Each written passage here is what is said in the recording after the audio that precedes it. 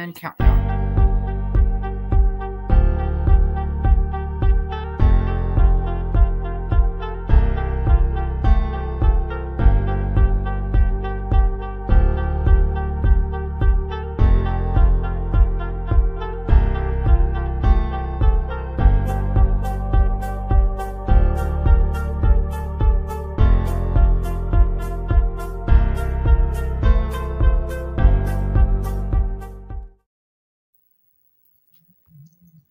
And we are live. I just got the notification that we're live, so that's good. That's good. I don't think I ever have gotten that before. No. So that's a good thing. Well, right now it's just you and me.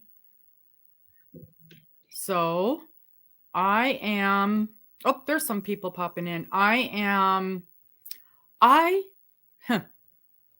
This was not a productive day. I mean, it sort of was, but I did not get any of the things done I had on my list to do. And let's see here, comments. There we go. Get over to the page with comments. Okay, now it's working. Now it's working. So I kind of feel like, on the one hand, I feel like I wasted this entire day. And on the other hand, I feel like it was a nice to have a down day. But yeah, I literally sat in this chair all day long and ordered supplies for the shop. Now that's not doing nothing. Spending money is not doing nothing. No kidding. It's quite productive. Hi, Elizabeth. Hi, Mandy. Hi. I was just sending out and a couple anyone of else who's reminders working? to some people. Just sending out some reminders. Yeah. So, and you know, it's like you put this in your cart and you put that in your cart, and then you go, oh, wait a minute, is this a better deal than that one was? Then you have to go. So I load up my cart and then I go back through and compare prices and delete stuff. And like, okay, how many of these did I put in there? We don't really need 10 of those. We can get away with 5 of those. And just trying to do all the things. Yes. And so I literally spent the whole day doing that. And I, 5 minutes ago, literally put the order in.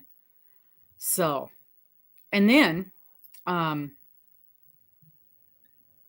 you have to think about how long is it going to take to get here? And do I want to pay for expedited shipping? No, maybe not. It should be fine, you know. And then the second you push go, you go, oh, I forgot to order those little bags I need.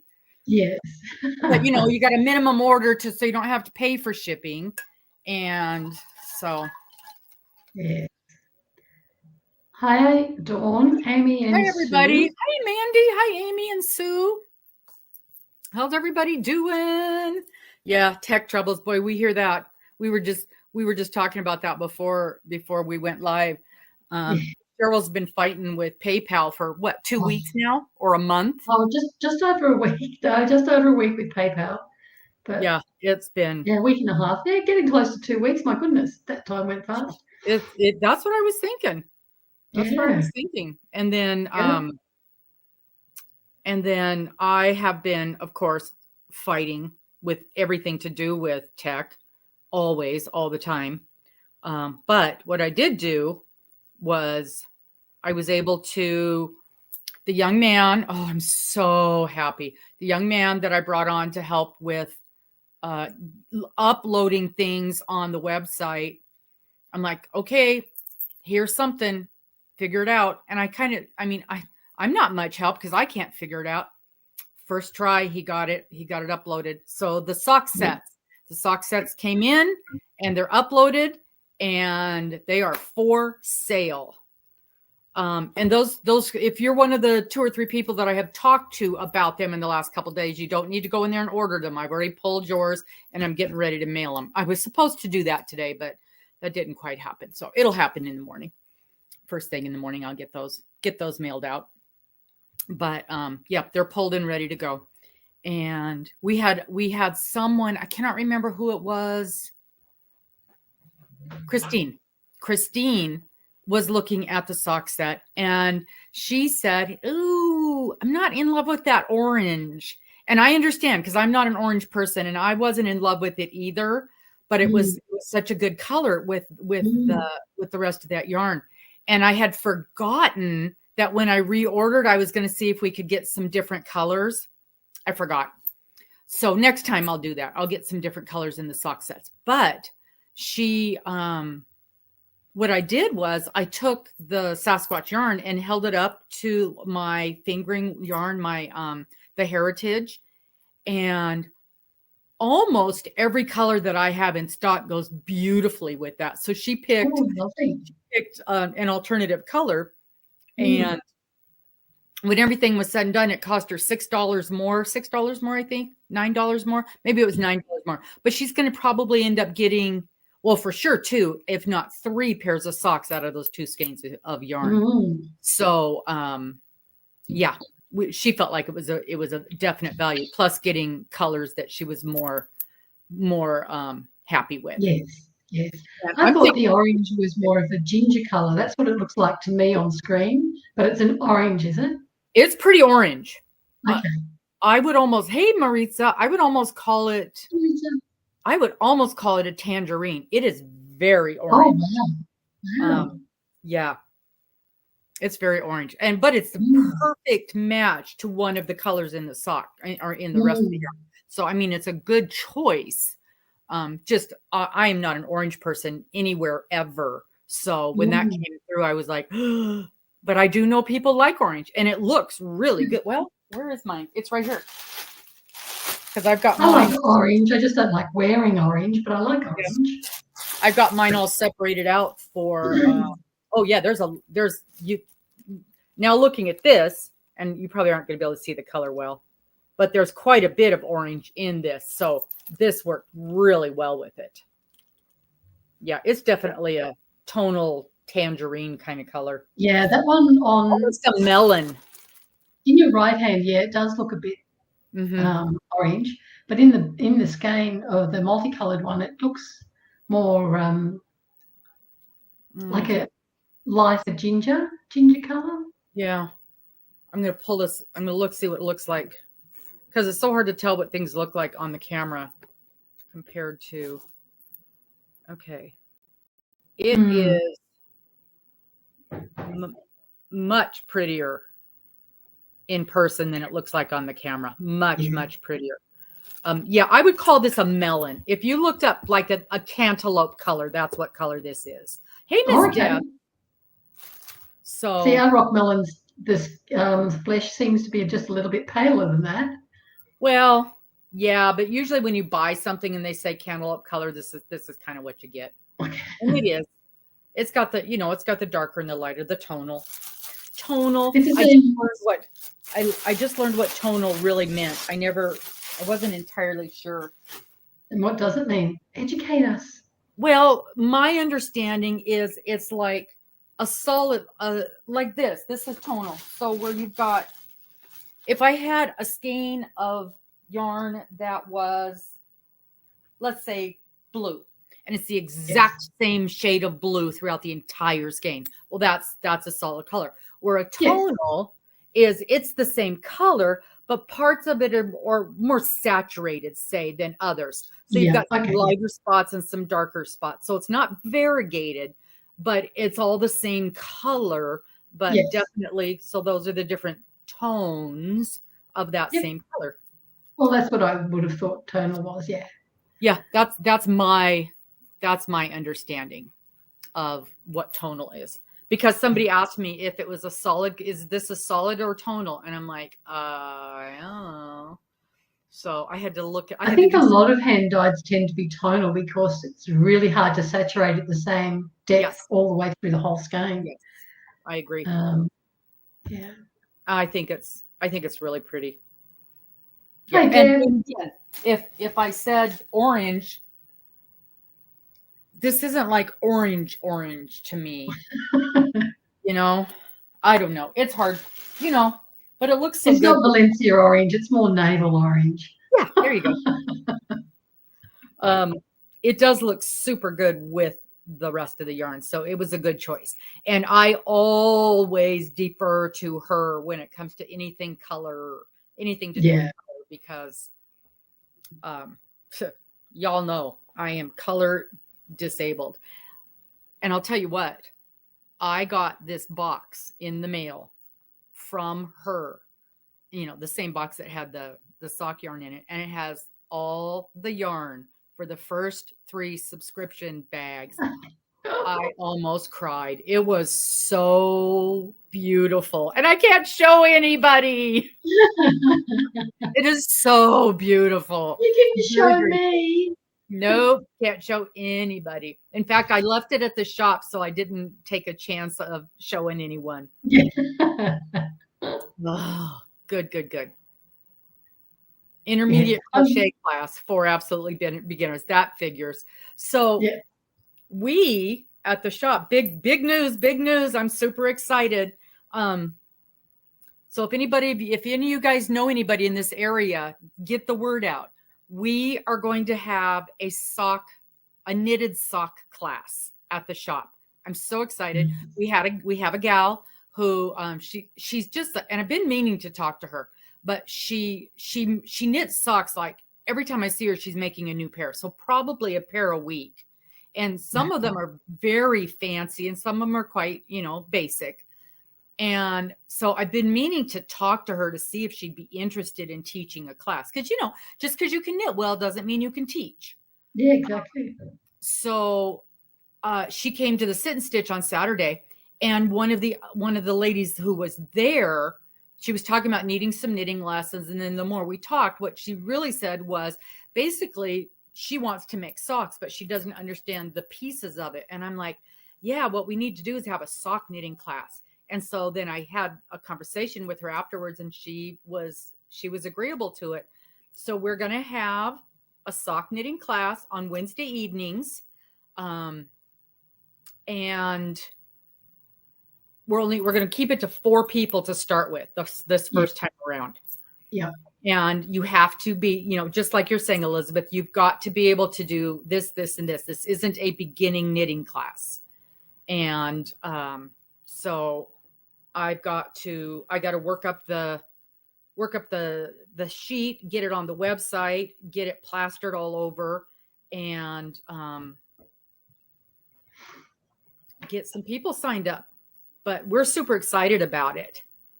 Yes, now you need to teleport, Sue. Well, Miss Sue, here's the other thing I was half thinking.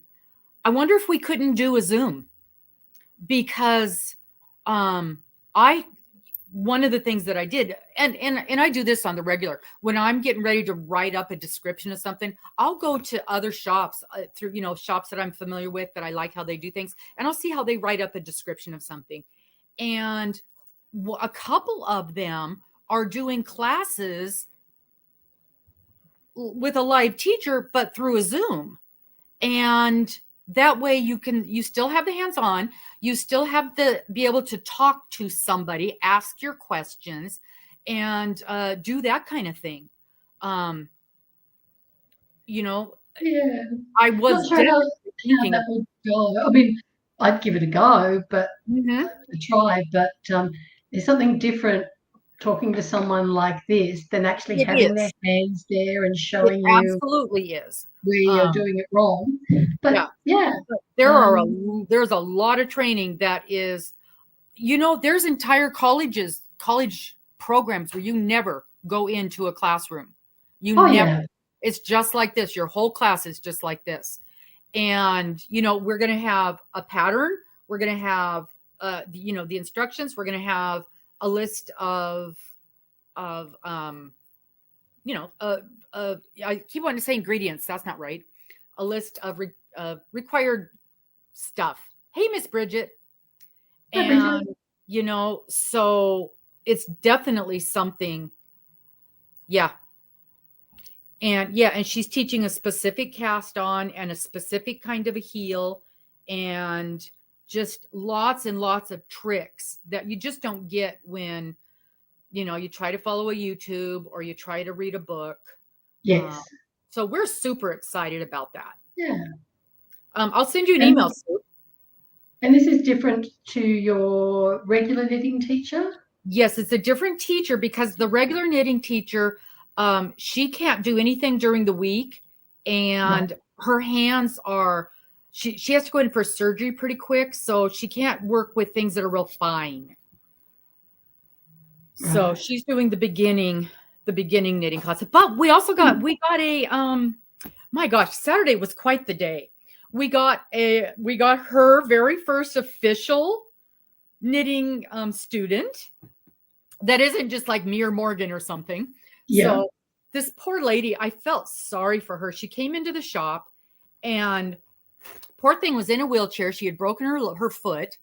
And so she was in the wheelchair and she was wandering around and she pulls out this pattern, you know, how can I help you? She pulls this pattern out and she says, I want to make this. I need to get the stuff. I need to make it. And it was a fairly simple scarf. And I'm looking at it and I recognize Petite Knits was the name, that was the designer, and I recognize her.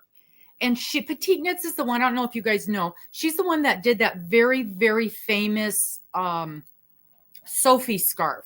And it's just a basic thin, I mean, it's like how almost almond shaped scarf where it starts skinny and goes wider, then it gets skinny again. And it's a short little scarf that you wrap around your neck and tie. There have been probably 100,000 of them made. And it's not a horrible beginner pattern, but this woman has never held a knitting needle in her life. And they are talking about using cashmere yarn and yeah. Not for a beginner. Yes, if you know how to knit, but not for a beginner. Not for a beginner, right. And I was looking at the stitch list on there and I said, look, I think this is a fabulous project in a few months. I said, we've got a knitting teacher. You will be amazed at how much you pick up in just a couple of weeks of classes. And she, in fact, starts you out with a simple scarf. So I think you would do better to, this thing had an I-cord edge. And I mean, it's an intermediate project. Yeah. And so, you know, I said, I want you to succeed. I want you to love the craft that you've chosen to learn to do. And I can tell you from personal experience, if you start out with something that's above your abilities with no help, you're going to become very, very frustrated and you're not going to be happy. Yes. And so she decided, so she signed up for the class, yay. But she still wanted to buy some yarn. I mean, the pattern doesn't even say what weight of yarn to use. And so we're like looking the yarn up that they suggested and trying to figure out what weight it was. And finally, I mean, after the fact, I went on Ravelry and found that pattern and it says it's a sport weight. So I sold her, I ended up selling her DK. It'll be fine. Yeah. But, you know, I sold her a beginning knitting book and got her some, I think we just did the, yeah, we did. We just did the Anthem DK, you know, the value DK.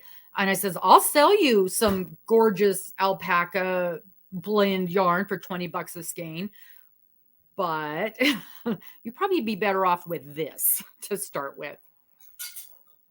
I know there is nothing wrong with it if you've got the gumption to do it. But if you've got the opportunity to learn some basics and then not have to relearn things and not have to have the frustration down the road, why not do it for a couple of weeks? Yeah.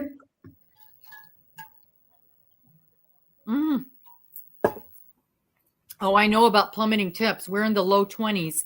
And we don't even, right now, we're not even opening the shades or the curtains just to try to keep, I mean, it's a 10-degree difference just with the shades closed or open. So, oh, cashmere yarn. You want to know what so we've got a bunch of people bringing in, we got a lot of people bringing in consignment stuff now. So we've got a really interesting line of consignment items, which, what do you guys think about this? So on the website, I want to have a section called artists or something like that. At first we were just calling it other or collections or something like that. But I really want to focus isn't the right word. Headline. Highlight that these are things that are made by local artists and or maybe artist corner. Oh, I like that. Artist corner. So then you click on that and then you're going to see all the consignment stuff. And the only thing, and then, they're setting their own prices, and I can take some nice pictures of things and upload them and give a good description. But, it's all stuff by local. Oh my gosh. We had in the last couple of weeks, I've had a lady bring in her oil paintings, beautiful landscape oil paintings. And we've got somebody who brought in the wire wrapped jewelry. Oh, it's so pretty. And then another lady does beaded jewelry, beadwork jewelry, really, really pretty beadwork jewelry. And she does some painting as well. And then, we've got the dog treats, and I have gone to the store and bought dog treats. I know what they cost. For these to be food grade, veterinary approved, and the amount you get in here for the price she charges is unbelievable. It's like $12 for a great big bag of these things. It's amazing. And then we got a lady bringing in yarn. She brought in bags and bags and bags of yarn, and it's everything from bits of, I'm sure some of it's just like a leftover skein or something she didn't use that she's got in a dollar bin, clear up to some gorgeous hand spun, hand dyed yarns that she made herself, that are going to be $30 skeins. So it's just everything in between. And so that's been a lot of fun, separating all that out and getting it priced and in baskets and ready to go. I need to get more baskets. I don't like wicker baskets because I'm always afraid the edges are going to catch on the yarn. Yeah. So I think I'd be careful of the amount of yarn that you accept on consignment, considering that you're selling yarn as well. Right. So you don't want it to detract from your yarn. Oh, of course. Yeah. She's the only one that, and at first she said it was her hand dyed stuff. I didn't realize she was going to have as much of her other stuff, but I don't mind having a bin of dollar yarn because, that's what some people are looking for, especially when they're making things. We've got the people in my knitting group, every single thing they make is for charity. They make, all they do is make shawls and scarves and hats and give to the church. So, they love buying stuff out of the dollar bin, and they're not going to buy the good yarn. That's just not what they do. This is the yarn they buy. So, and I've had some of them from that same group come in and buy some of my better yarn. I've had some of them come in and buy, a little bit of everything. But there are people in there that will never, ever spend more than $1 or $2 on a skein of yarn. So I'm happy to have something there for them. Yep. So she makes some money. The shop makes a little bit of commission, and everybody's happy. Yeah. Oh, I wouldn't say don't do it. I'm just saying. I'll be careful for sure. Yeah. And the one thing I do tell people when they come in and want to do commissions is, I won't have anything that competes with something else. So like even the lady that did the wire wrapped jewelry, that's very different from the jewelry that I do. So in my mind, it doesn't compete. If I've got somebody that comes in with those long beaded earrings, I would love to have those. So that's not going to be a competing item with the kind of jewelry that I have. So. And the store's got to make money, and different people like different things. So. Oh yeah, absolutely. Yeah. But. And I also know, that she stored it well, and that's the other thing too. How did you store it? How did you maintain it? That kind of stuff. So how's your shawl going? Well, funny that you asked.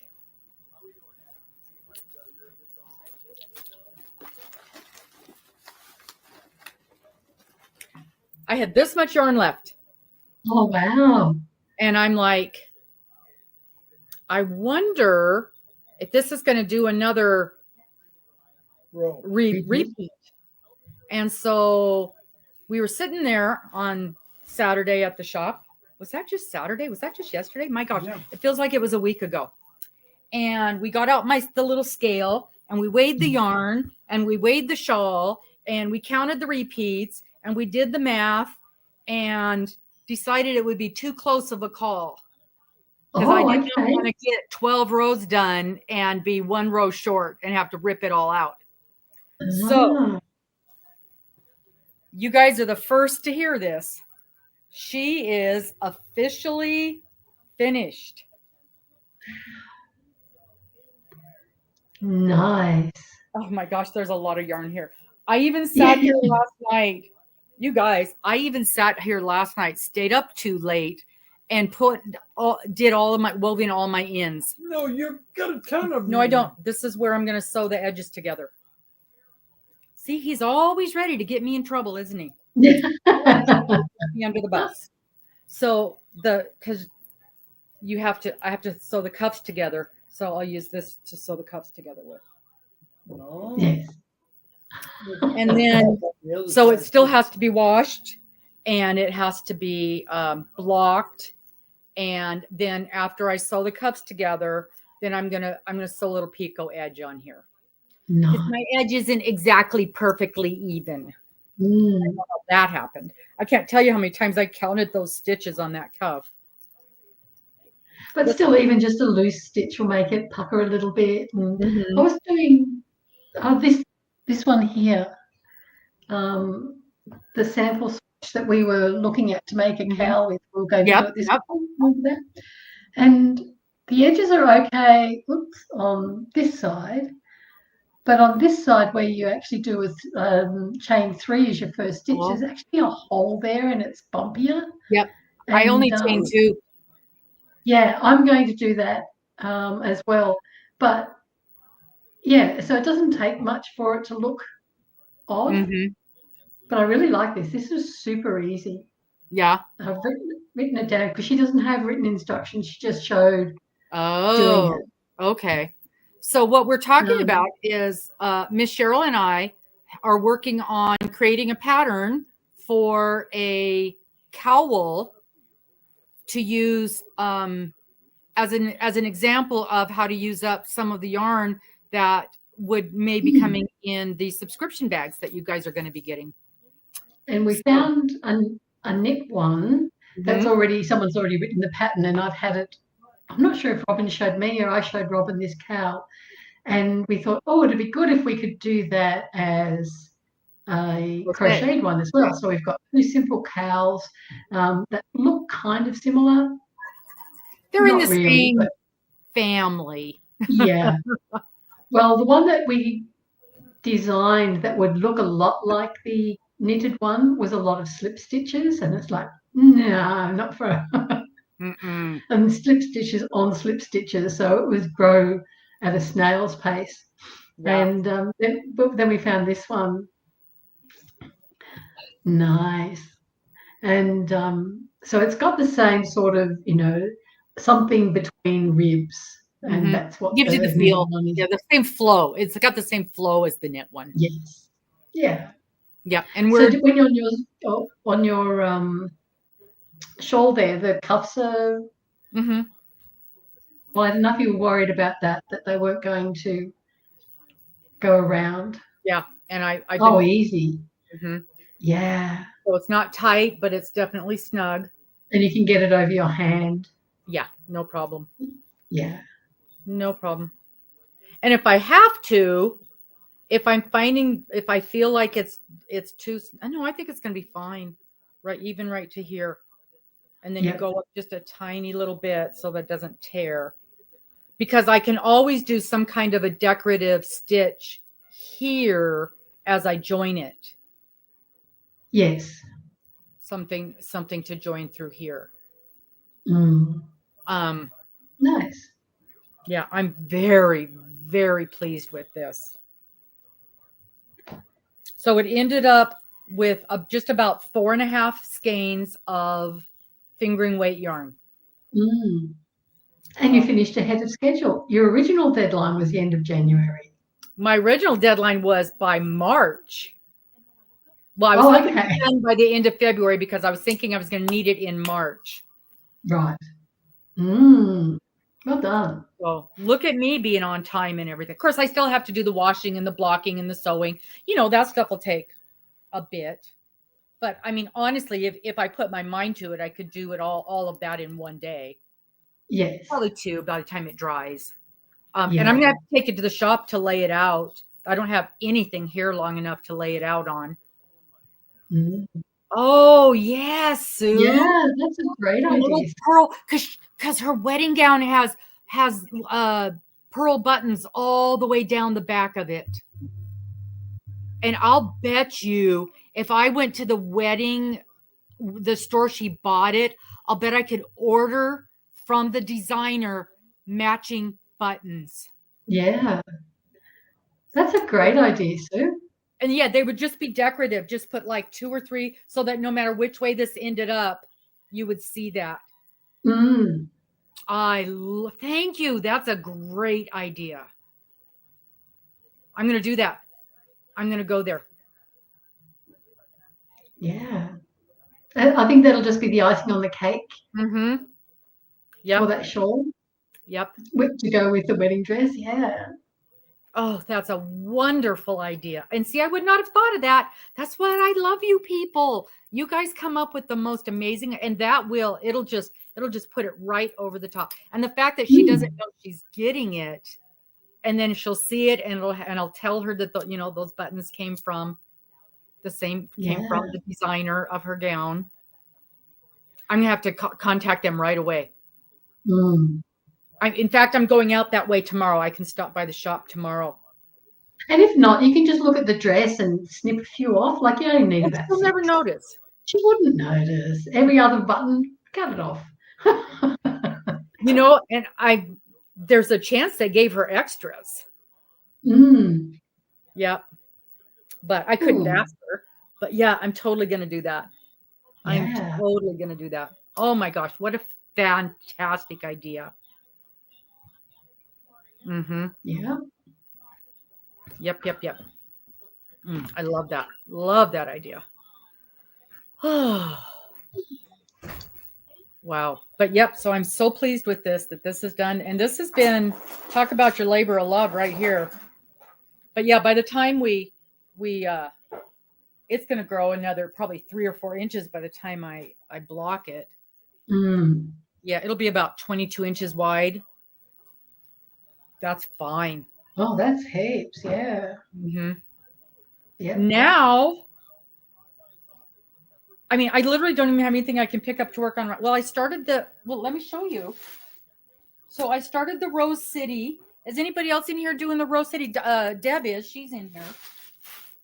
And I started the Rose City shawl. Oh, this is the mystery one, is it? Yes. Yes. And so far, so good with the instructions. Slight problem.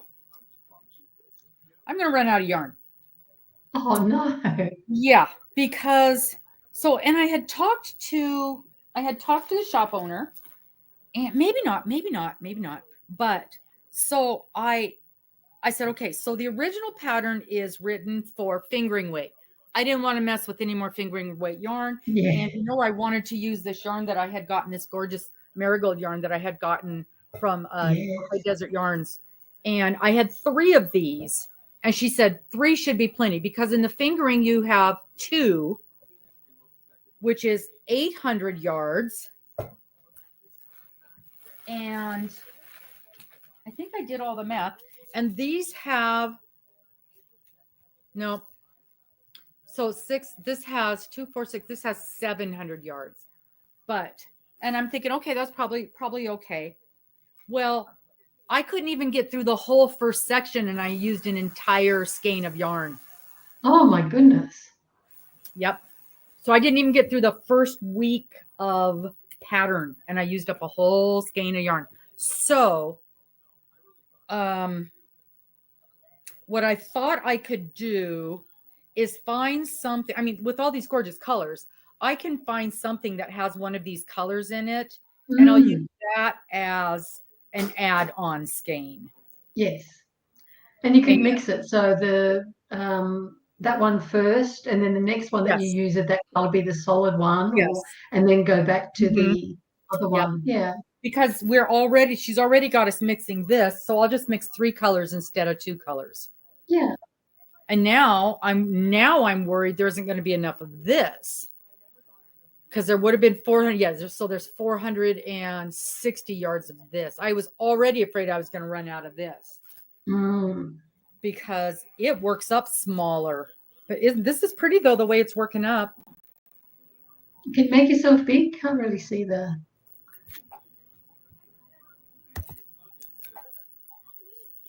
So it's one of those where you start out with nothing and then you go big. And I was supposed to have gotten, I don't know how many rows was on the first. 85 rows, and I think I'm at 65, and I ran out of yarn. Wow. Mm-hmm. So how long is it supposed to be all up, the finished project? I don't think they told us. I don't know. Deb, did they tell us? Because that's the other thing I figured. When I get to the end, I'll just make it a little shorter. When I run out, I run out. But I'm sure I've got something in there in a solid that will work with, if not one of these colors will work with this. Yes. Because I'm thinking a light green would really add a lot to this. Because it's called marigold. Yes, it would. But would it it'd have to be a light green to get the contrast with the grey. Mm-hmm. Because if it was a darker green. Right. So I'm thinking almost a spring green. I gotta dig through my yarn and see what I've got. Yeah. Again, trying to use up what I've already got. That's the whole point of this. Yeah. And trying to use the pretty yarn, trying to use the special yarn, the hand dyeds. So marking off all my boxes. Right. Oh, I think sorry, go. Nope, you go ahead. Okay. When I popped into Dana's live the other day, I said I was making a spiral shawl, not a shawl, a spiral hat. Mm-hmm. And it's one of Crystal's designs. A lot of people on her Facebook page were saying it's really small. It's really small. And I thought, well, it seems okay at the moment. No, it is really small.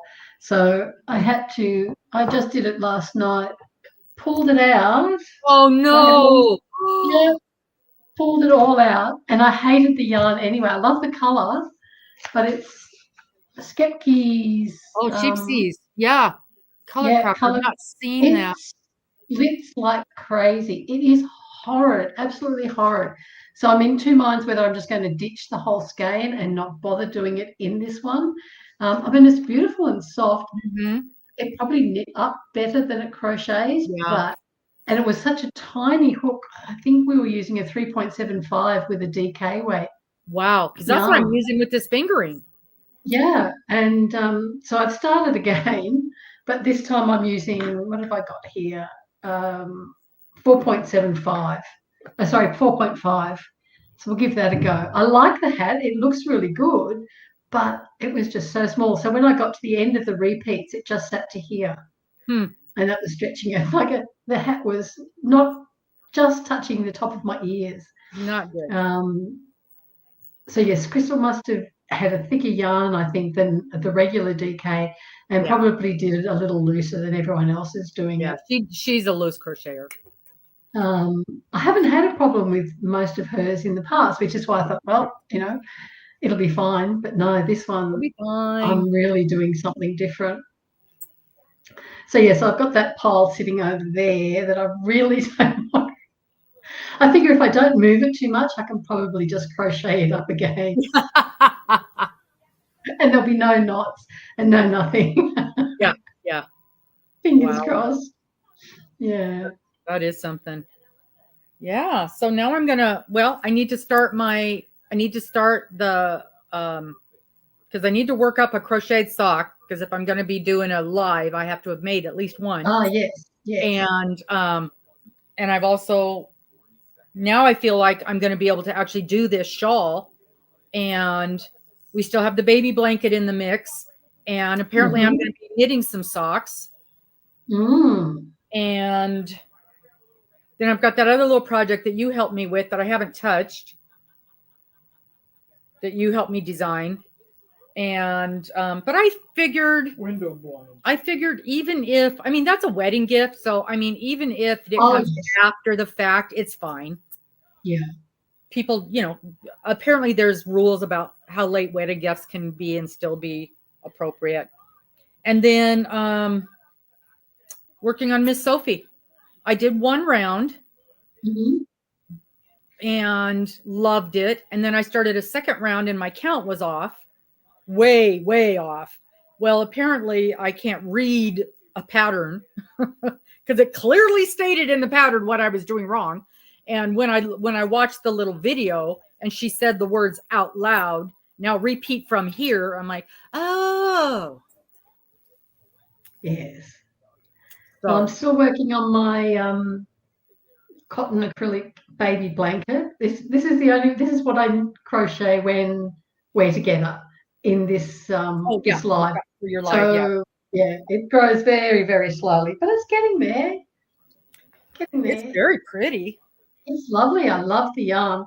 It's so it's a multicolored yarn, but nice. The other one that I use as well doesn't have the purple in it, the lavender.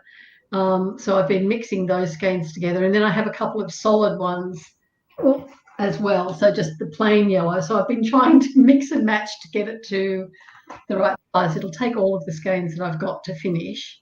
But yeah, that's just the lemon peel stitch. It just works up so nice, and it's a mindless one for me. I don't have to really think about it, which is why I can do it while we're talking and that sort of stuff.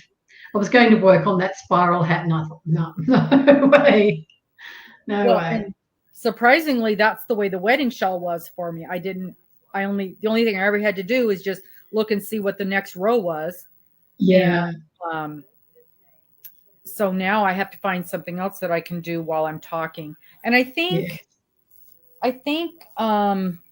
most of the time, well, I don't know. There's a lot of counting in Sophie. There's a lot of counting in Sophie, unless you get where it's just like, okay, do this all the way around. But I mean, even in that one, I will count ahead and put stitch markers so that I don't miss something. And I would much rather do that than have to tear out 2 rows of something. And then I think, and this one was pretty much like that. This scarf was pretty much like that, because you did an increase and then you did a decrease at the beginning and ending of the row, but then you did double crochets all the way across. So I think most of it, or at least parts of it, will be something I can do while I'm talking. But now I gotta ball up another thing of yarn, and I was gonna do that yesterday. Oh my gosh, we were busy yesterday. We had an offsite class that Morgan and I had to go and do, and then when I came back to the shop, I had told all of my students that I wasn't going to be there, not to come in for class. And then one of them, I had said, oh yeah, go ahead and come in because you'll be here in the afternoon. She did wonderful. She was doing a wonderful job. And she even wanted to go home and practice another week before I moved her on to the next stitch. Nice. Yeah, because she watched hers. She said they just weren't looking as even as she wanted them to. Yeah. Go for it.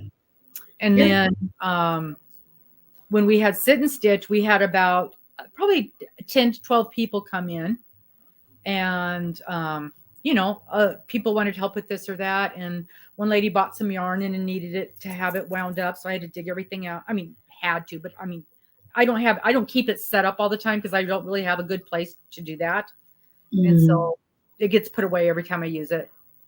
And so I got that stuff out and wound up her yarn. And then I was showing off my wedding shawl and I knocked my coffee over. Thank goodness. I was over here and the coffee was over there. Oh, no. Oh. Yep. So it was busy. And I stayed after to do things because then I had, like I said, I had that one lady asking the questions. So I took some pictures, and we were texting back and forth, finding the yarn that she wanted. And so I've got people. I know, Linda, I was so lucky. So like, and I keep everything in lids or cups with lids on them. It would have been way worse if it hadn't had the lid off. But it fell off the table, bounced on the back of the chair, hit the bottom of the chair, and then just all over the floor. Oh, yes. Hi, Linda. I didn't see you come in.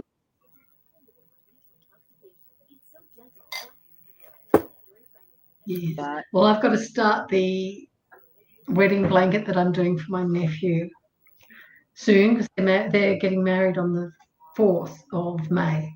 Mm-hmm. And it's going to be a big one. I've got the yarn,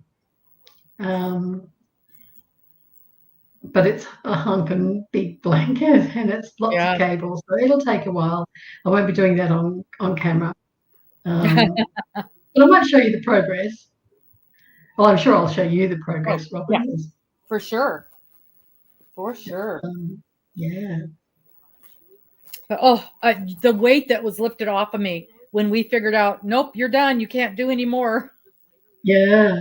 Came home. I had a row and a half left of the 2 finishing edges, and sewed in my ends, and I just felt like I was on top of the world.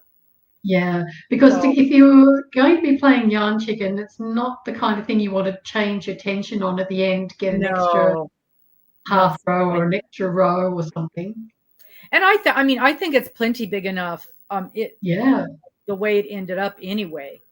Yeah. Excellent. So I'm just super pleased with that. And now this will go into my Musselburgh hat. Yes. This is leftover sock weight yarn. The Musselburgh hat that I'm not making.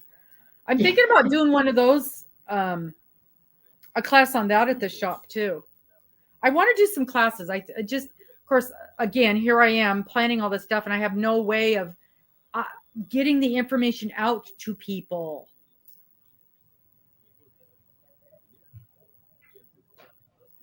We'll see. That would be an easy one to do, like with Sue, over a video, because it's just the beginning and the ending that are tricky on that. It is tricky. Gauges. But I have found the only reason I know that most people aren't excited about the Musselburgh hat at all, but I'm excited because this is a knit project that has a very tricky start on it, that I have found somebody who has created a crochet start on it. And she said this is much, much easier than the original knitted way of doing it. And she's a heavy duty knitter. The lady that came up with it is a heavy duty knitter. So. Sorry, I was reading Linda's comment. I missed what you said. What's a better way? Milk. And Linda, what is the milk? I'm not sure. Oh, the multiple. Now I've got to think, do I do it? I do it an even number +1 when you're doing your chain, so that you've got, after you do I do it? Yes, after you do your turn, you start on a single crochet and end on a double crochet, turn it round, and you do exactly the same. Right. So then you start on a single with every row. You don't have to alternate it. Yes. Even +1. Yes, that's for your initial turn. Or is it yes, because your first stitch is a single crochet. And I like it. I like it for a baby blanket too, because the holes between, that's not a great place to show. I do worry about baby's fingers, especially newborns, getting in holes. That's and this thing is a fairly solid one. Like I doubt that a bub would get their little finger through any of that. And that's me pulling it, and I still don't think a bub's finger would get in there. So it's nice, but it's not too thick and heavy. Like, it's not going to be a provisional cast on uses crochet. Oh yeah, for knitting. Yes, I often use crochet for a provisional cast on for knitting. Actually, when I do one day, don't hold your breath, ladies and gentlemen, do the falling into winter shawl as a wrap. I want to do a provisional cast on so that the cast off edge matches the starting edge, and that requires the start on edge to have a provisional cast on so that we can go back and do one more row of garter stitch and then do the different method of cast off that I use for the shawl, and so that way it'll look symmetrical. So we'll be doing a provisional cast on for that one day. I've not done a provisional cast on, but I've also heard if you're knitting a cowl and you want to connect it at the end, you should do a provisional cast on. Yes and no. To do that means you'll be grafting. Because you'll have live stitches at both ends. I just crochet it together. I just crochet or slip stitch, running stitch it together with a needle and thread. But you can, I mean, yeah, you can graft them together. That would be awful. Because then do you have to use the Kitchener or can you do something else? Well, there's a couple of other different, depends on what your start and end. If you're doing stockinette stitch on both ends, then yeah, Kitchener is probably one of the easiest. But there's another one that's similar to Kitchener, but a lot easier. It starts with a B, I think.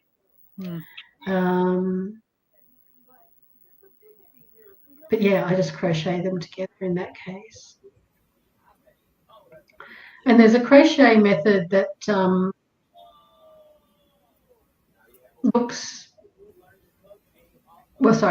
the end and the start of knitting actually do look like crochet stitches. So you've still got the 2 loops, and you can go, so you go down into the first one and then down into the second one and then slip them together, and it's an almost invisible seam. I did a hat that I did a crochet crown, and then I did a knitted body of the hat, and crocheted them together, and you can't tell that there's a seam there at all on the outside. And I'm just trying to think, because I gifted it, so I'm can't remember if there was any ridge on the inside, but I don't think so, because I'm usually against ridges against the skin, especially on your, like you take your hat off and then suddenly you've got this line across here. Okay, so now I ended up with a double. So now do I chain one and turn? Sorry, what are you doing? The single, double, single, double. Oh, okay. So I don't bother turning. I don't bother chaining. I just turn and do a single crochet, slightly looser than, like, just ring it up just a little bit, but I don't bother with the chain. So now the count's, it's going to be single, double, all the way across again. So my singles are in my doubles and my doubles are in my singles. Exactly. Okay. So yeah, it was an even number plus 1. Yeah. Oh, thank you for checking for me, Robbin. Well, I wanted to find out, because if this was going to be like that other darn stitch that beats me up every time. Which one's that? I don't know. The moss stitch. Yes. That's what this reminds me of. Okay. I guess a little. Because it's the same idea where you're doing opposite stitches and just does not work for me. Oh, oh my Lord, Linda. Whoa. That is gorgeous. Just a minute. Let me get to the end of my row. Let me finish my row. Okay, see, I'm already off. Because this is a double and it should be single, double, it's single, pretty double. easy to find back, though, because I sometimes mess up. Actually, I've messed up there, I think. Double. So the double crochet looks like a number 7, kind of, and the single crochet just is lower down. So I figure, like, you can tell by looking at it what should be the next stitch. So I just undo it until it. How did my stitch count must be up. 1, 2, 3, 4, 5, 6, 7, 8, 9, 10. Row 2, and I've already lost a stitch.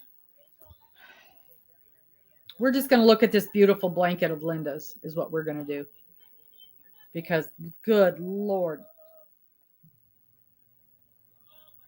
Come on, get big, get big. Oh, I don't know what that does, but it's not what I wanted.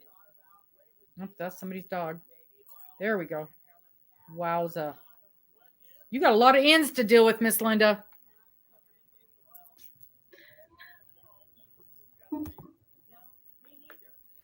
Look at that thing, y'all. Oh, beautiful. Gorgeous. Absolutely gorgeous. Now, what was that stitch you did? It's I can see it's the granny stitch, back and forth, granny stitch in rows. So pretty. I like the colors you chose, Linda. Yeah. And those colors, that doesn't bother me to have the different colors like that because they don't change in the middle of the row. They change on the end where they're supposed to. I can't stand it when colors switch color in the middle of a row. Oh, no, see, that doesn't usually bother me. Oh, only one thing I've made that it did, and that was a poncho. And it was, I think it was yellow here, and then right here it changed to purple. So it was right. But apart from that, like this one, it doesn't bother me where it changes. I can't even think. It's really subtle. The colors aren't like massively, but when they go from like purple to yellow in the same row. Yes. Yeah. I don't know if I've got a picture of that shawl, that poncho. Let me just have a look here. But it's right there. Oh, yeah, that would bother me a lot. I just couldn't do it. Okay, so double at the end.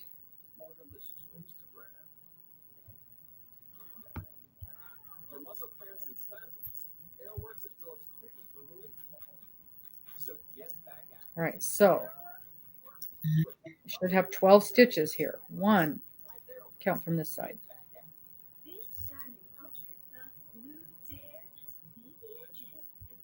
Single, double, single, double, single, double, single, double, single, double, single, double. So that's 12. Turn. Yep. Single. Okay, let me see. Double.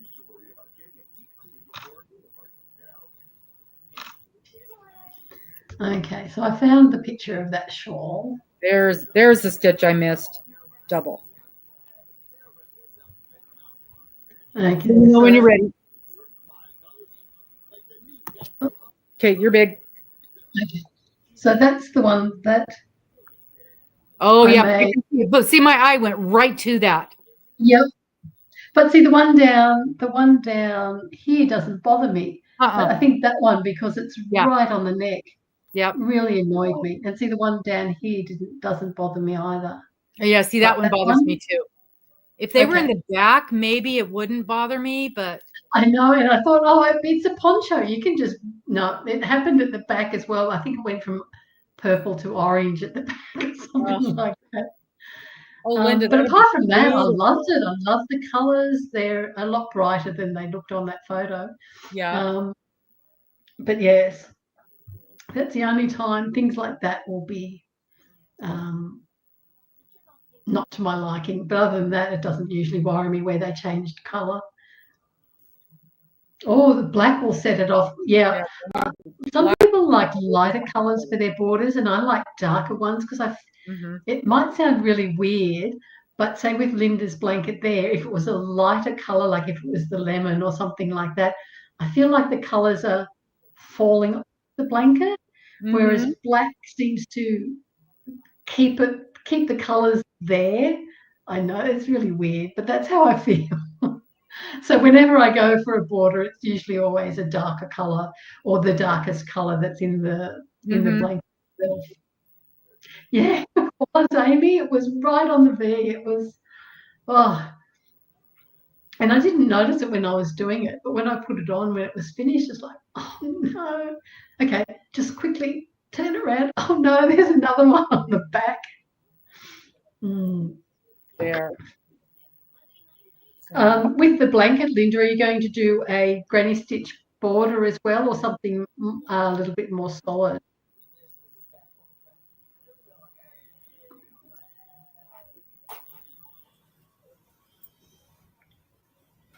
That is going to be beautiful. And now, who is that for?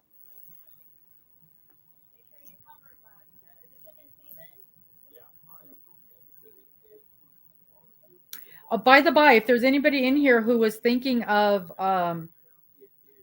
doing the subscription, I only have one skein of fingering unaccounted for.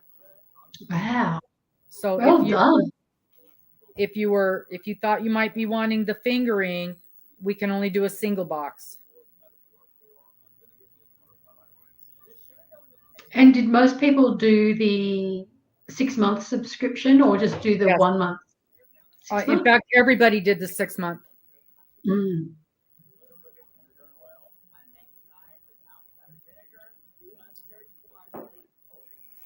Yes, I can't wait to see mine when it gets here. Oh, I'm so excited. Well, usually with a variegated, this is variegated, and it's fine because it's blended. But it's when you've got those, and to me, the mandala is notorious for this. They've got the long color, the long runs of color, and then the next color is completely different from the one you just did. Yes. So I don't mind variegated. Yeah, that doesn't, like I said, usually bother me. The yarns that I get frustrated with are the ones like Premier Bloom, where it will knit up as, a little bit of purple, a little bit of white, and then you've got little roses in between, and then and so there's a definite pattern, but you have to use, and you have to find out for your needle size and your pattern what the multiple is. The ones that, because otherwise you'll have, it just doesn't work out at all. Same when you crochet with it, it doesn't have the same pattern. Yeah, those are the ones that really get me. Like, I want to know, I want a guide at least, like use a 4mm needle with 100 stitches, and that will get you a small baby blanket or receiving blanket or something like that. Because otherwise it's just you pay, when they first came out, you pay a little bit more for that sort of thing because they're still kind of high. They're still $8 or more for a skein. Yeah. And yes, like what's the other one that they do? It usually works out to be an argyle type pattern, but you have to, it's like a planned pooling type thing. And it usually comes out in diamonds and that. And often you'll have to change your hook size for 1 or 2 stitches to get it to work out. Yeah, the planned pooling is, I've never done well with those. No, neither have I. It's it's basically the same kind of idea as those granny square yarns. Yes. But you've got to start it exactly right, or it's not going to work. Okay, I can do this. Yeah, I was going to say, just asking, how's your lemon peel going? Yeah, I think I'm on row 4 or 5 now. I would definitely have to put a stitch. This is one I would want to put a stitch marker in to make sure I didn't lose track of my ends. Yeah, I can see this, how this would be a really pretty blanket. Yeah. Yeah, actually, this is probably one stitch where I find I don't need to use stitch markers at the end because I know I should be ending on a single crochet. So if I do a double and I'm at the end, I Yeah, know I've that's made a true. mistake. Maybe just the first couple of rows so that I Yeah, till you get get my into the swing of it. Mm-hmm. Patterns that really mess with my mind are the ones. So you've been doing this sort of stitch for a while, working through both loops, and then you get to one where it's, do it regularly, and then the next two stitches you do in the back loop, and then the Yeah. next two stitches, and just like you get happily going along because you think, yep, I've got that, to find that you've done them all in both loops. Mm-hmm. In fact, I did that on a couple rows on the wedding shawl in the cuff. You can see a little section where it's supposed to be back loop only, and I did front loop, and definitely looks different, but not enough for me to tear out, 3 rows of it. No, and once they're separated a little bit around the bist, you you probably won't see it. Yeah, this is really pretty. This looks pretty in the fingering. Yeah, yeah. I actually made a lemon peel one for my husband in worsted weight. He wanted one for the lounge because he didn't want a regular blanket. They're just too wide. So he wanted a narrower one for when he's laying on the lounge. And I did it in a variegated yarn, and it was blues. And it turned out really pretty and nice and squishy. And so, yeah, it's probably my favourite stitch for blankets.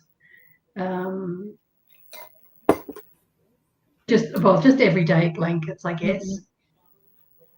That would be pretty in a dishcloth.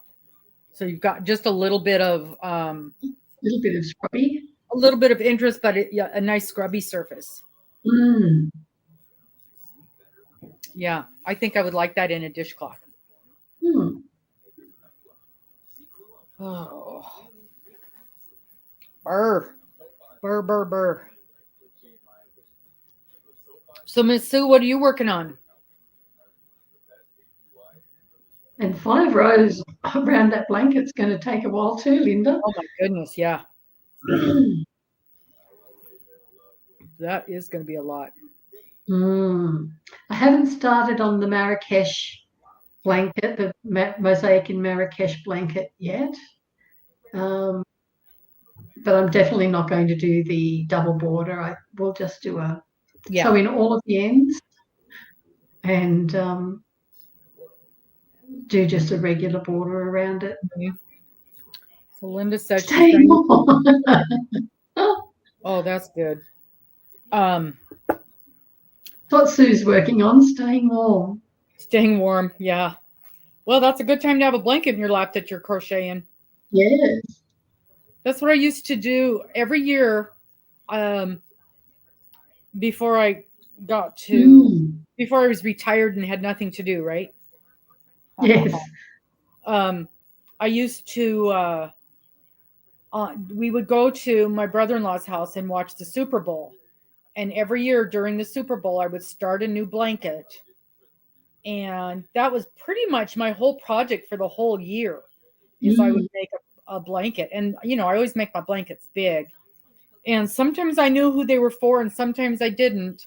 But everybody knew that somebody was getting the Super Bowl blanket for Christmas that year. So. And when's Super Bowl? The Super Bowl is usually in January. Oh, okay. So, yeah, a year-long project. Coming up. Yep. So I would start it, and then by the time it got really big, it was getting cold here, so it was across my lap. Winter. I know when I was young, probably in my late teens, I saw a knitted blanket in a magazine. I thought, oh, how wonderful would it be to actually knit a blanket?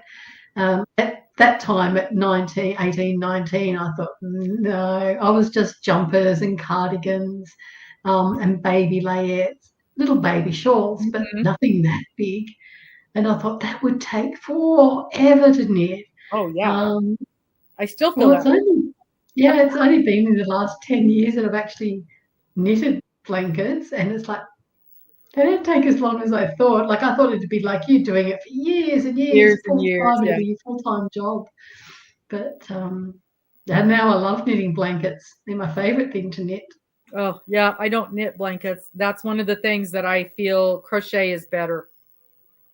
Yes, I have two purposes for making blankets, and the majority of them that I crochet, the majority of blankets I make, I crochet these days, and they all get donated, except the occasional one that goes to my husband or my son or something like that. But I would say out of every 100 blankets I make, 98 of them would go to charity. Yeah. But with the knitted ones, it would be the other way around. Most of the ones that I knit are for people that I know. And there's one pattern that's a chevron pattern, knits up really, really quickly. I use it's a thicker 4 weight, and I've made about 4 or 5 of those for charity as well. But yeah, generally because like I want as much to go to charity as I can, so I want to do them crochet because that crochets up quicker. Yeah, much faster. Big herb makes up quicker, yes. And so that's why I tend to do crochet blankets as well. I just love making blankets. I know some people, they don't like doing the same stitch twice, so they won't, make the same blanket. I love it, but I can get into a rhythm and just, okay, I know how to do this. I don't have to really think about it. And that's what I'm like with the lemon peel. I mean, I still make mistakes, but I don't get rows and rows and rows down. I think, I've made a mistake, because it just hides in there. You don't see it. You can get back on track without pulling anything out. Yeah. And the same with hats. I don't wear hats. And just about every hat I make. I have 32 of them to go to my charity. Wow. When they start up again. Yeah. That's I wanted 90. Let's see. I could probably do one a week on top of everything else. Hello, Stellar. Hi, Stella. So what would you do a week? A hat a week? Yeah, I mean, so here we are again. But I've always felt that I like knitted hats. And so I've always shied away from crochet hats. But well, for one thing, all these things come in my head at the same time. So then when we had that challenge the other day with Dana, and I knit that hat, and I literally did it in an afternoon, and I'm like, oh, well, this isn't bad. I can do this. And was that the Divine hat? Yes, and I really enjoyed crochet, wasn't it? Yeah, because I don't crochet hats. So I don't think about crocheting hats. I tend to lean towards knitted hats. But that thing worked out so quickly, and I enjoyed it so much. But and I just don't know, having not worn the thing, I don't, how warm is it really going to be with the holes in it? I guess that's why I always feel like knit hats, because they're more solid. Oh, you can do solid crochet ones. Yeah. Like there's one hat that I really enjoy making with variegated yarns, and that's not a single crochet. What is it? The moss stitch. A moss stitch hat. That's crochet. Not going to happen. No, in crochet, not in knitting. I think I'd have the same problem. It works up so pretty, and it's very solid. It would be warm as it would be warm. So, y'all remember I told you that, okay, you guys have to promise to watch my Finish It Friday videos, because I end up telling you guys everything that I'm going to show in my Finish It Friday video. So, but remember, we had this conversation about and I've been calling it the wainscot stitch. It's the waistcoat stitch. Yes. Wainscoting. And Miss Dana corrected me the other day, and I'm like, what? Oh, yeah, you're right. So the waistcoat stitch, and how much trouble I have with it. And then I saw these Dreams. It's the Knit Pro Dreams crochet hook. Yes, you mentioned that. Like super pointy, like You could take an eye out with that. pointy. Yeah. Super pointy. I gotta find a piece of paper. No, everything has got words on both sides. Okay. I haven't actually tried it, Stella. I'm going to have to give it a go. I've got the pattern. How I can't get my light is never right when I'm trying to show something to you guys. Look how pointy that hook is. It's like a. Oh, it is. I know. It reminds me of the spears they used to do the fish, the hand spears. Oh yes, I was going. That pointy. Wow. Look at that thing. Yeah. Can't. But by the time I get the light in I need my light over there, but then it would be off of my. There. Look at that thing. Is that not like a spear? Yeah. And I think that's going to be perfect. Perfect. I did, Stellar. I absolutely did. So if I had to guess, I would say it'll be here Wednesday. And then as second it gets here, I'll turn around and get it shipped out to you. But look at that thing. That is going to be perfect for the waistcoat stitch.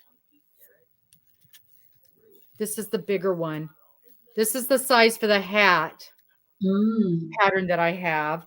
And then this is the size H and J. This is the size for the stocking that I've already started. Oh, okay, yeah. So, and I have Amy, the waistcoat stitch is coat stitch. See, I can't even say it. I'd probably be better off saying wainscoat. I know wainscoat comes out way better. Yeah, is also called the split single, and it looks like stockinette stitch when it's finished. If you just do it all the time. So this was the zing, and I love the zing, and it looked kind of pointy.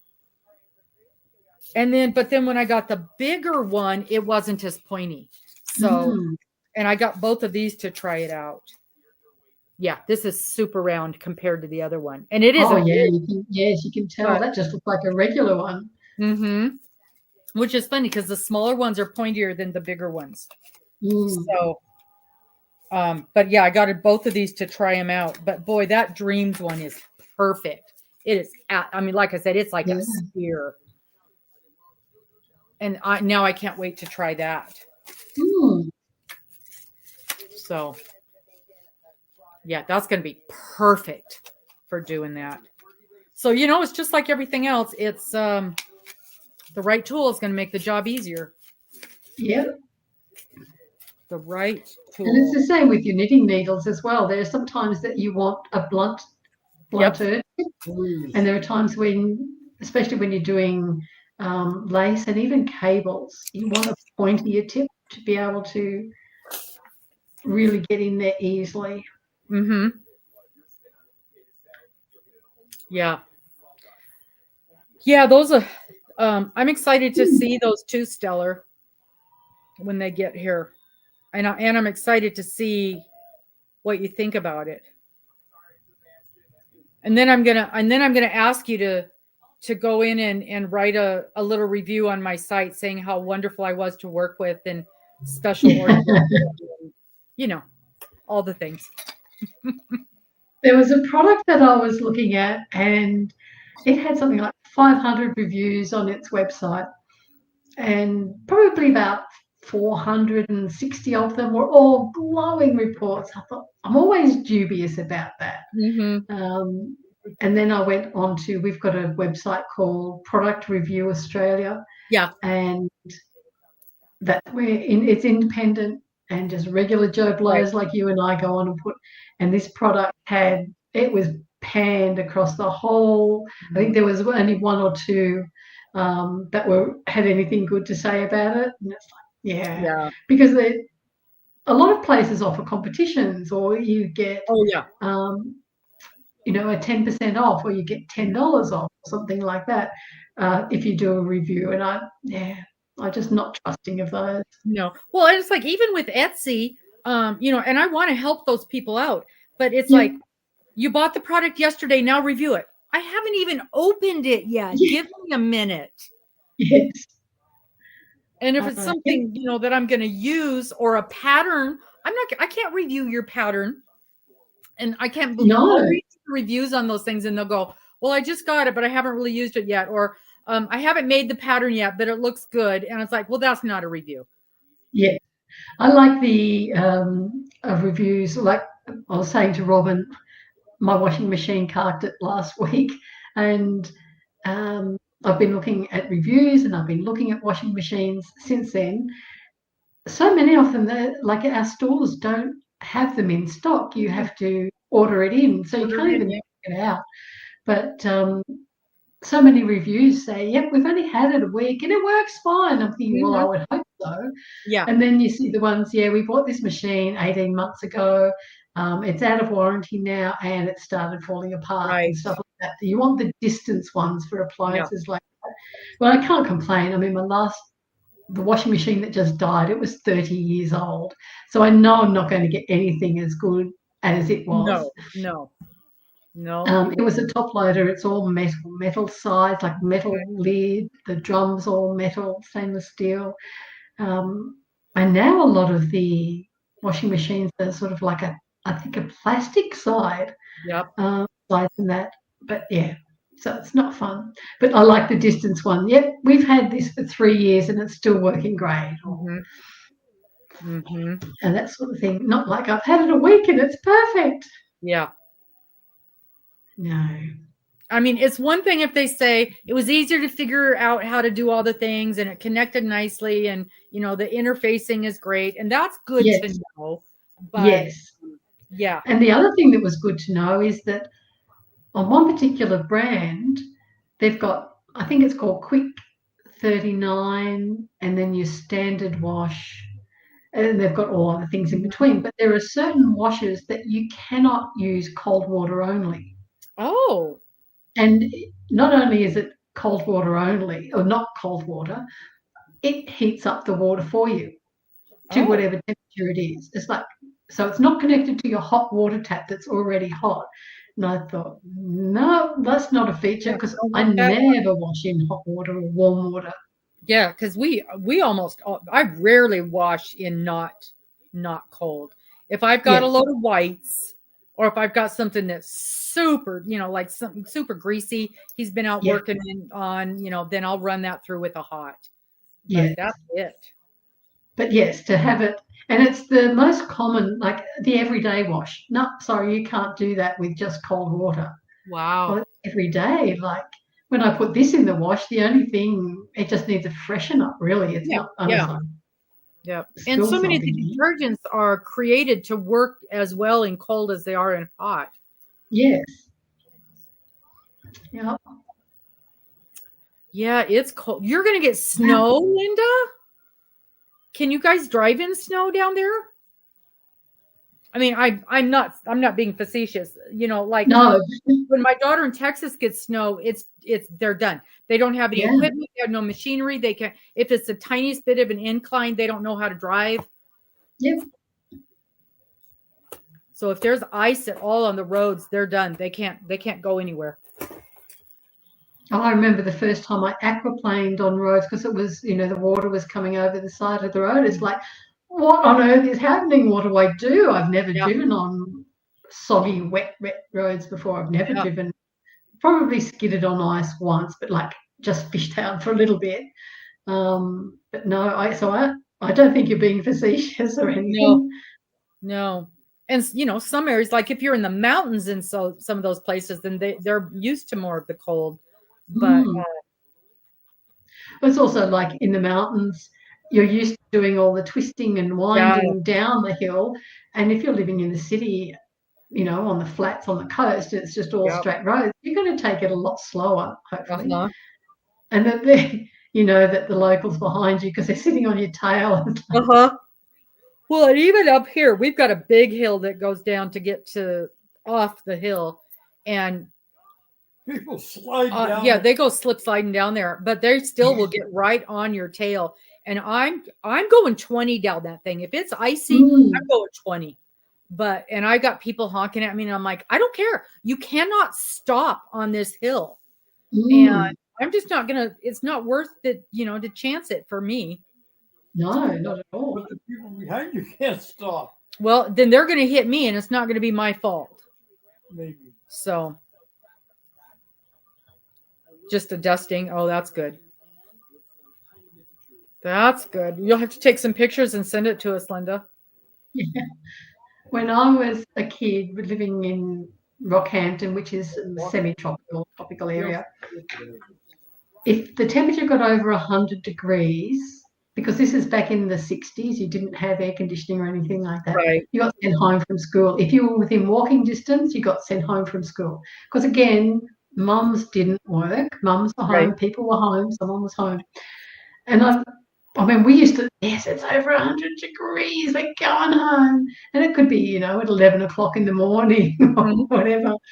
But now I wonder at the wisdom of sending kids home in over 100, walking home. Yeah, in 100 degree weather outside. Yeah. Yes. Although now 100 degrees doesn't sound so bad. So I think we were a bit pampered back then.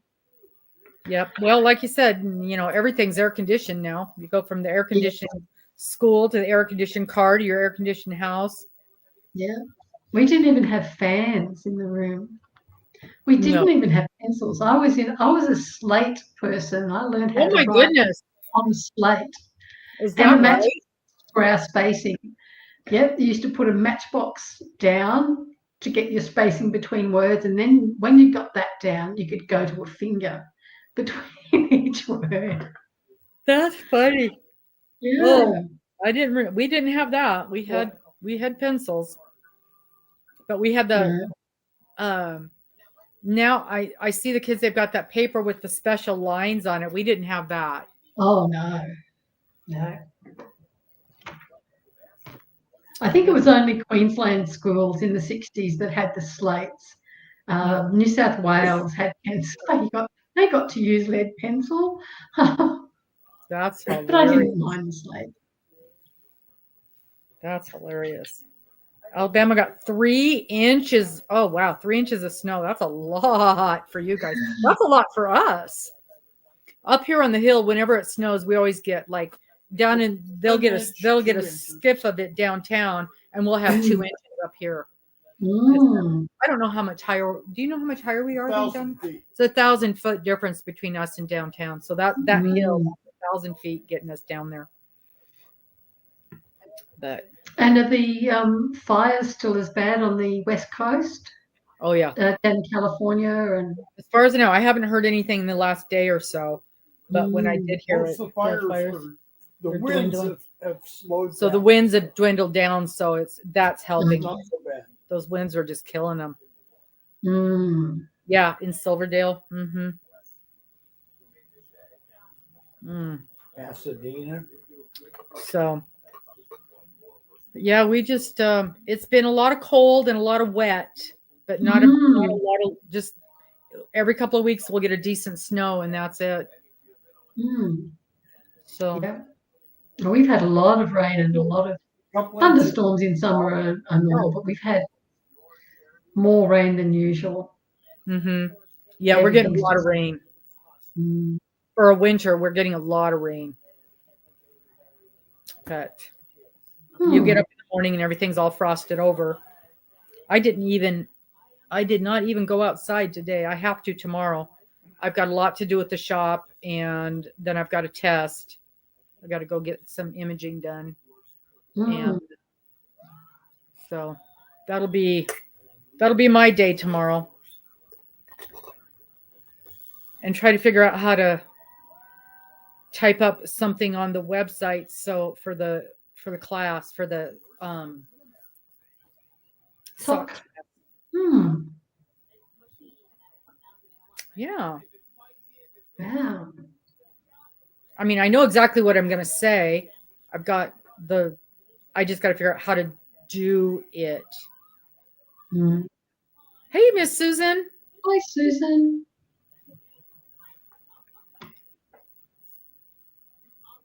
Well, my hubby's got a anesthetic appointment with his anaesthetist on Wednesday. Wednesday for me. And then he has another procedure done the following week on the 31st. So I'll take him to all those appointments. Yeah. Let's see. I want him to have a sleep apnea test, but I don't know. It's like it's me who's being, well, you're stopping breathing at night. So I'll poke him when he does stop breathing and off he goes again. But his snoring is just driving me crazy. Probably 3 nights I've slept on the lounge, which is the furthest room from our house in the lounge room, because I'd wake up to him snoring and I can't get back to sleep. Yeah. And now they do the sleep apnea test at home. It's just a little machine that you bring home. It's got a little disc in it. Yep. He goes, "More, think about it." Okay, please. He's hit new heights with his snoring. I've got one. A CPAP machine. Yeah, he's got the CPAP, but he had to go in and do the sleep study. Yeah, well, see, that's the study that they'll do at home now through the chemist. Yeah, I think he did one at home and then one he had to do in the shop, but they are the doctors. And I guess it depends on what the results are from the one that you do at home. Yeah. Yeah. They his was, I mean, it was barely there. He barely had it. And then after he lost all of his weight, he quit using his machine. So he doesn't snore as bad as I do. Okay. You don't snore much anymore. Yeah.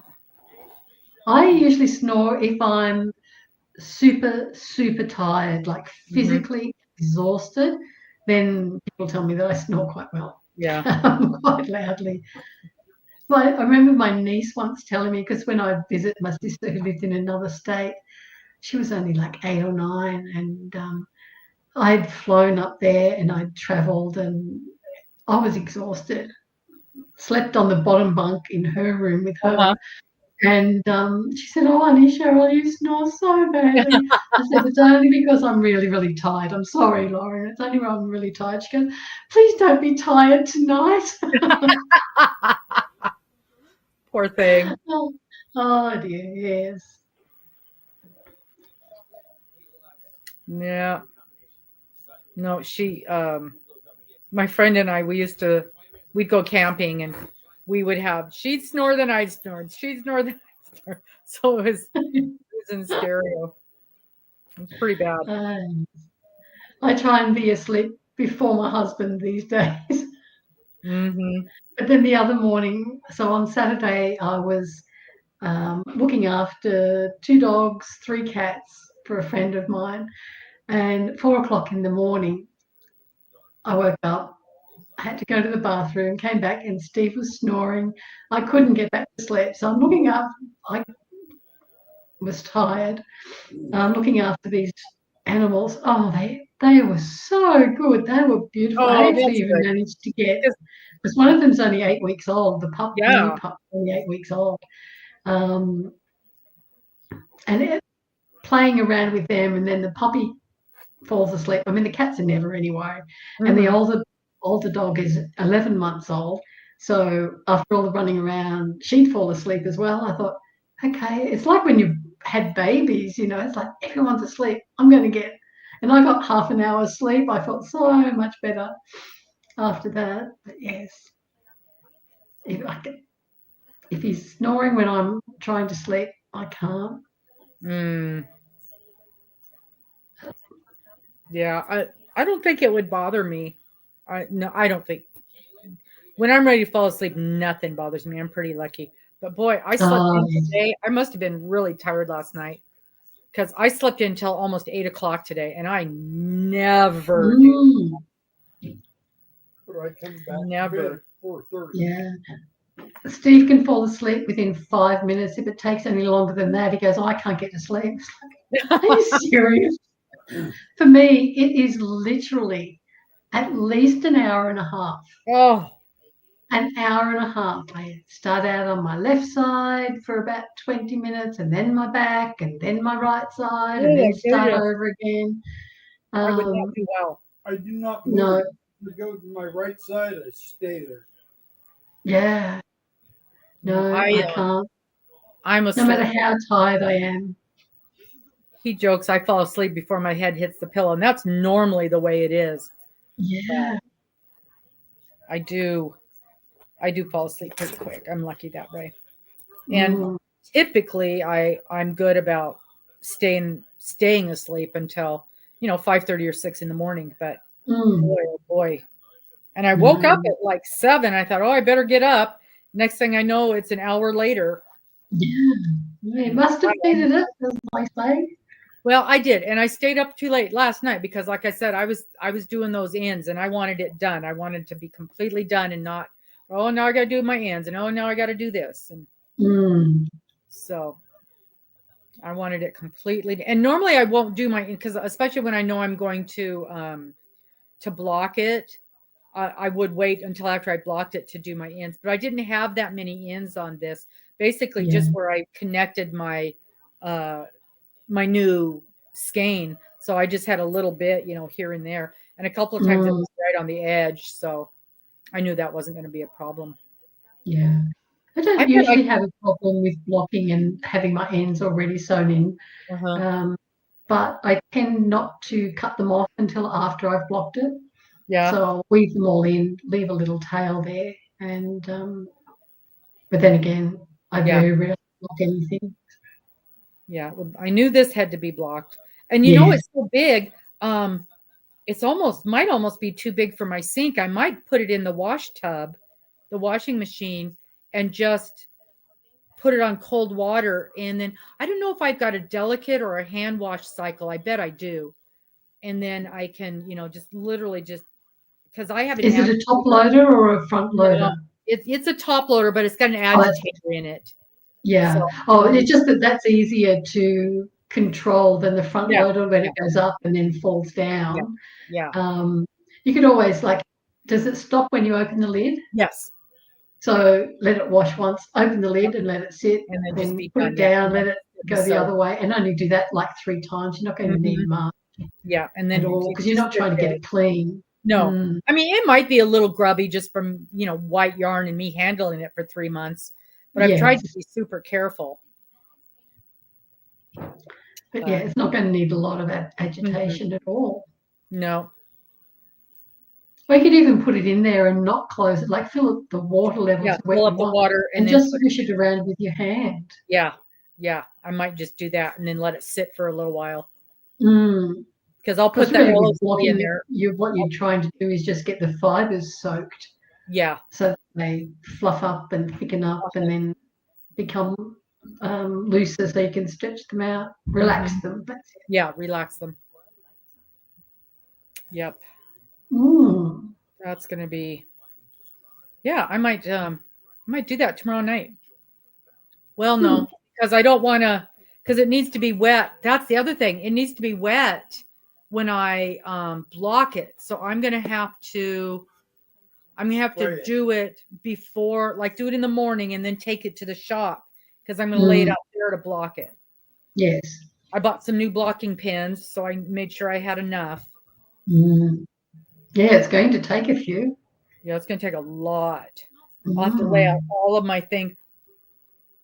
Oh, it'll have to be double because it's too wide to do it with just one. Yeah, I don't know if I've got enough. It's going to have to be done in 2 pieces.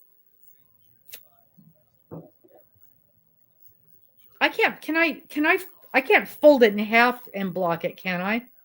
Sure you can. Can I? I might do that one because then I'll have to do it all at once. Just kind of separate it once I've got it pinned. Yes. And if you've got anything anything like this, it comes. It's called a gap filler. So if you've got a gap in your wall, you sort of press this in, and it's kind of like packing peanut material. So if you've got a thin one like that, put that along the join where that folds over, so you don't actually get a crease there. You get a crease there. Okay. Yeah, it doesn't have to be as thick as this. This is probably 1 centimeter diameter. And you can get it from the hardware store if you don't have anything at all. I'm just trying to think what you could use. Or a thin cardboard tube would do. Even a piece of rope, maybe. Yeah. Fit. Yeah, a thin piece of nylon rope, anything that just stops it getting a crease in it from laying flat. And you can use this sort of stuff with hats as well, where you don't want the so when you if you're blocking a hat, it often ends up with a crease down both sides. But if you put something like this up there, it stops it. And you can put the pins directly into that then. So it still gives it a rounder shape. It's fiddly, and I don't usually do it. I usually put it over a bucket or something like that if I'm blocking a hat. Yes. Oh.